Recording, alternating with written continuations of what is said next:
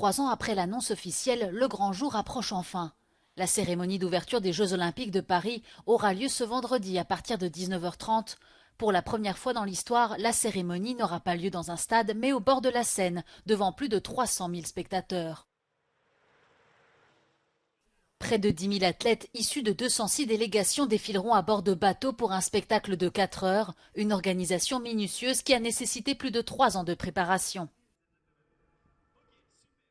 Quelle que soit la météo ou le débit de la Seine vendredi soir, les organisateurs affirment qu'ils sont prêts à tous les scénarios.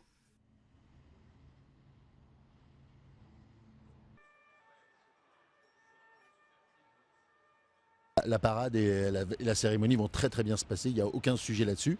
Si le débit montait d'un tout petit peu, aucun problème là non plus, on adaptera juste la vitesse. On passerait par exemple de 9 km/h à 10 km/h, voilà, mais aucun problème là-dessus.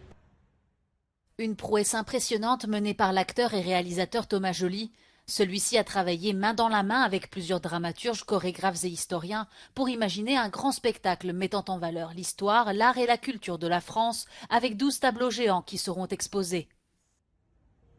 Ce qui nous a inspiré évidemment pour écrire, c'est évidemment la France, évidemment le grand catalogue de la France, que ce soit dans son patrimoine, que ce soit aussi dans sa culture qui est riche depuis des siècles.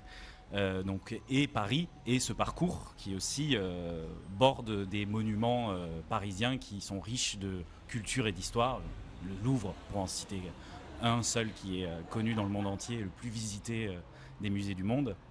Donc voilà, ça a été ça notre source d'inspiration.